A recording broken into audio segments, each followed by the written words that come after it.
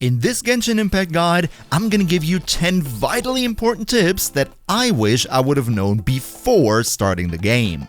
See, when you first embark on your journey, Genshin Impact can be a lot. I mean, you have so many different activities, mechanics, resources that it can feel very overwhelming very soon. That's why it's unfortunately way too easy to make bad early game decisions that will then go on to haunt your account in the long run. And we don't want that now, do we? But with today's tips, you're gonna be able to build a strong account with loads of valuable items. So without further ado, let's jump right into it. And speaking about valuable items, let's right away talk about upgrade materials. As you're surely aware, in order to upgrade weapons and characters, you need specific items like enhancement ores for weapons, XP nodes for your characters, and so on. The key take-home message here is, do not spread yourself too thin. What do I mean by that? Well, when you start the game, in the first few hours of play already, you're gonna get multiple interesting characters and weapons very early on, and you're also showered with upgrade materials and money. So it might be tempting to try to level up all those interesting characters at the same time and keep them on the same level. But no matter how tempting, please do not do that, because if you try to, you will run out of these materials when you need them most. What you want to do instead is focus on only one main character that you chose to be your main character for the early game, and only upgrade that character. My personal rule of thumb here would be, before your main character of choice and their weapon get to level 40, you should not spend any resources upgrading anyone else. And when your adventure rank is high enough to increase your level even further, again, first focus on your main character before investing into others. And while we're on that topic, in case you can't decide who your main character out of all of them should be, picking your Traveler as your main character for now is not a bad idea, because in contrast to many other starting characters, you'll never really quote-unquote replace the Traveler with someone better. Given the fact that he or she can master multiple elements, that means they can be used very flexibly in many different team combinations even later on in the game. So they're never fully obsolete, and as a consequence, the resources invested into them won't ever be quote-unquote wasted. And while you're down there, give the video a like so YouTube Senpai notices me. Cheers for that, by the way. Let's take a look at our next tip that will help you to get more of all those precious items we just talked about. And that would be, always do your daily, weekly, and generally reoccurring tasks. See, one thing that you must know about Genshin Impact is that Genshin is very much a marathon and not a sprint. What I mean is, with the resin system, the game limits very strongly how much stuff you can grind in one day, so advancing to endgame in just 3 overnight sessions is not gonna happen. You have to build up wealth on your account over a longer period of time. And of course, the easiest way to do so is being persistent and always do your daily and weekly tasks. Which tasks, you might ask? Well, for example, at Adventure Rank 12, you unlock the daily commissions with the Adventurers Guild. These are 4 mini-missions with which you're gonna be done in not even 10 minutes, and you get Primo Gems, money, enhancement ores, and much more out of them. As soon as you get to Adventure Rank 14, you get the expeditions where you can send your characters off to AFK farm stuff for you. You don't even need to be logged in, and you can collect the stuff once a day. At Adventure Rank 20, you unlock the Battle Pass, which comes with its own monthly, weekly, and daily challenges that are not going to be too difficult if you try to complete them every day. And finally, at Adventure Rank 25, you get the reputation system where you once a week can do, for example, bounties with these specific cities, Mondstadt, Liyue, Inazuma, and so on, and those also reward you not only reputation, but also quite a decent sum of Mora. Oh yeah, and in addition to all of that, with every single patch that comes out, we get unique new events that also reward you a lot of Primo Gems and upgrade materials, among other things. So, long story short, logging in regularly, even for just a few minutes, is the safest way to get rich in Genshin Impact. And in order to be able to log in daily, you gotta follow tip number 3, which would be put Genshin Impact on your phone. As you're probably aware, Genshin Impact allows for cross-save, which means you can play on your PC at home, and when you're on the move, you just pull out your phone and continue with the same account. And I get it, playing on a phone, especially for PC Master Race players, might not be the best or most exciting experience, especially if you have an old phone with a choppy frame rate like I do. And about this, I want to say, you don't even have to actually play much with the mobile version, just have it. What I mean is, like we just said, simply logging in once a day and sending off some characters to an expedition or forging some enhancement ores with the blacksmith is going to be done in just a minute, and you don't even have to fight or actually do any action gameplay. You just run around in the city and that's it. And no matter how old your phone is, as long as it's capable of even running the game in the first place, it's gonna be capable of doing at least that. And that's especially true should you decide that you want to spend a little bit of money on the game and you buy the Blessing of the Welkin Moon, where you get a little bit of Primo Gems for every daily login. Then you would be crazy not to have it on your phone just to be safe that you can get those precious shinies once a day. And speaking about Primo Gems, save them! See, Primo Gems are your premium currency, so to speak, and they're used primarily to pull on character and weapon banners. You know, the gacha loot box kind of thing. Primo Gems are expensive to buy and can be slow to farm. In other words, don't waste them. That's why here I summed up some do's and don'ts about Primo Gems. First, don't use Primo Gems to pull on the standard banner. The Acquaint Fates, the blue ones that are used for the normal banners, are automatically obtained through various different means and can only be used for that standard normal banner. So go ahead and only use those Acquaint Fates that you happen to get throughout your journey, and beyond that, do not touch the standard banner. Your Primo Gems should only be reserved to pull on the limited time event banners. And speaking about limited time banners, don't pull on weapon banners unless you have at least 2 completely finalized team combinations of characters set up that you don't want to replace anymore. Reason for that being is that before you have a decent team, characters that contribute a lot of value to your team are always going to be much more valuable than just a shiny 5-star weapon. And on top of that, the pity system for weapon banners works very differently than from the character banners, so all in all, without getting too much into the nitty-gritty, it means that you're even less likely to get the 5-star weapon that you really desire. It's a real Primo Gem trap. But even if you don't go for weapons, you also should go only for 5-star characters that provide value to your account, because neither can nor need you to have all the 5 stars in the game. A couple of good ones are always enough. For example, some 5-star characters need a certain support character in order to function in the first place. And if you don't happen to have that support, they're completely useless to you and your Primo Gems would be wasted.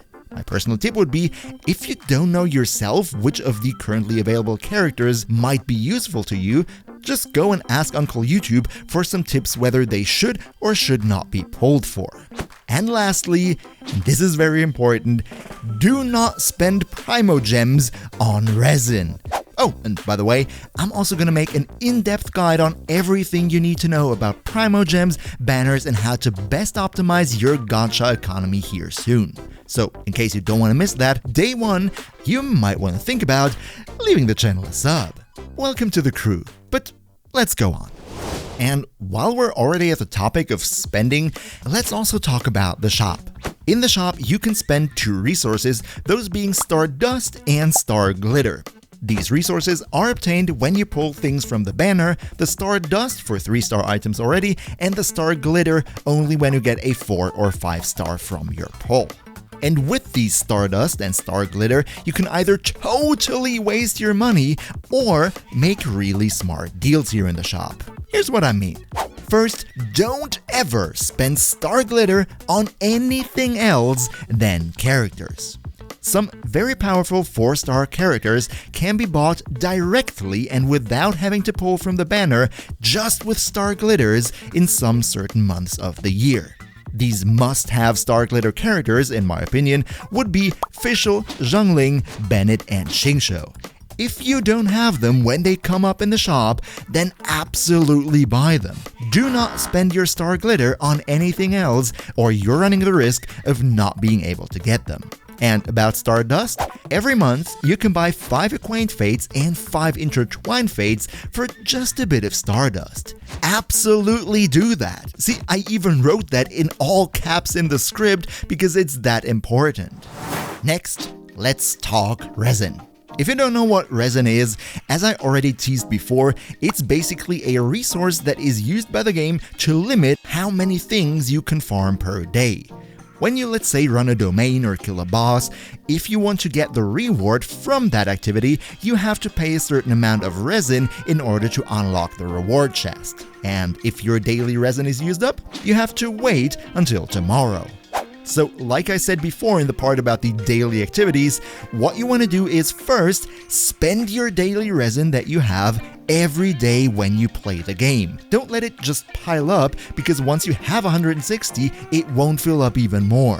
In the early game, I suggest you best run Leyline Blossoms to get some more money and character XP material, but as your adventure rank gets higher, you can then of course also transition into boss and artifact farming. However, please don't, and that's also spelled in capital letters in my script, don't use any fragile resins or primogems to insta-refill your resin at low adventure ranks. See, the reason for this is, as your adventure rank increases, the rewards from all those activities will also be much richer.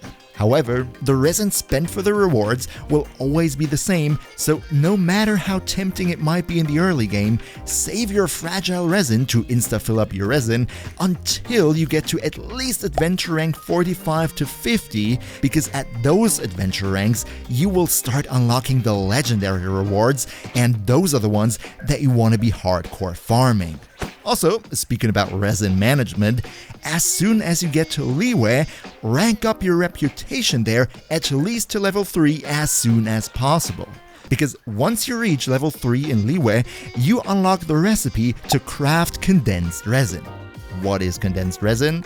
Condensed resin is an item that can be crafted from 40 normal resin and then be used to unlock rewards in domains or Leyline Blossoms. The extremely helpful thing here is that you can store up to 5 condensed resin in your inventory, and then your resin is going to be used up to craft those, meaning it will regenerate again over time, but the condensed resin is still in your inventory. So for example, if you know that you cannot really play for one day, just quickly log in on your phone on that day, convert all your original resin into condensed resin, and the next day you will then basically have twice the resin at your disposal. Alright, I think I talked a lot about adventure rank in this video, didn't I? But here's the thing, the higher adventure rank is, the higher your world level, the higher the rewards, but also the higher the enemy levels will be. So the next tip is, don't mindlessly rush your adventure rank up as fast as possible. But Blacky, you might say, when I do my daily missions, as you say all the time, I will automatically gain a lot of AR XP if I want it or not. That might be true, however, after adventure rank 25, 35, 45, and 50, you have to actively complete a certain Ascension quest before being able to further increase your adventure rank. And these Ascension quests are essentially great tools for you to have some self-control over how fast you want to progress with your adventure rank. See, once you're at the cap and you have to do those quests to ascend even further, the AR XP that you get will still add up so you don't lose them, but only once you finish the quest, your adventure rank will go up higher. So use these quests strategically to keep your AR high enough to be able to progress through your story and Archon quest, but beyond that, only ascend them when you feel that you're powerful enough to handle everything in your current world level. Next, something completely different, and that would be, don't neglect your teapot. What is your teapot? Well, the teapot is Genshin Impact's housing system. You unlock it after you reach adventure rank 28 and complete the Archon quest Chapter 1 Act 3 A New Star Approaches, because then the world quest, A Teapot to Call Home, will be unlocked with that old lady that you see in the background here in Liyue. Once you complete that quest, you will obtain your Serena teapot. But why is that so important now? No matter if you like housing systems or not, the teapot gives you access to free money, upgrade materials, and way more. So, very short, here's how it works. In your teapot, you have realm currency. This builds up automatically over time, no matter if you're online or not. The more stuff you have built in your teapot, the more realm currency per hour you get. And that's also why my teapot looks like a complete dumpster. You can then go and use that realm currency to buy more blueprints for more furniture and construct that furniture to increase your trust rank with the teapot spirit. Why would you want to do that? Because from trust rank 8 onwards, you can use that realm currency not only to purchase blueprints for furniture, but now you can also use it to buy upgrade materials like enhancement ores, heroes wits, or just more directly. And since that realm currency builds up over time automatically, you basically gain all those materials for free and you don't even have to be logged in. And all that teapot talk fittingly transitions into our next point on the list, and that would be gather absolutely everything. Getting back to the teapot for a second, the question might arise how you even build all the furniture that you buy the blueprints for. The answer for this would be from all kinds of wood. And that's a very nice example for gather everything, all the time. Everything in the world that you can just pick up by walking by will be needed for something at some point. You might not know it yet, but a future character that you might obtain might need this to rank up, or you might have to cook a certain dish for a certain quest and that needs those things as ingredients. So whenever you travel through the world, whenever you come by a certain plant, whenever something is directly on your way, press a button and pick it up. Future you is gonna thank you. Especially getting back to the teapot, one thing you can do right from the start of the game is just punch some trees now and then. The wood will be collected throughout your entire playthrough, and once you eventually unlock your teapot, you are going to be so happy to have a big stockpile of wood, unlike stupid me, who has not done that and constantly has to go out to get some. And last, but definitely, oh boy, definitely not least, tip number 10, use an Oculus map. What do I mean by that? Well, there are certain things in the game called oculi, these guys right here, and they are scattered around the map. You absolutely want to collect all of them because they are a limited resource and they give you tons of great stuff if you sacrifice them to the statues of the 7.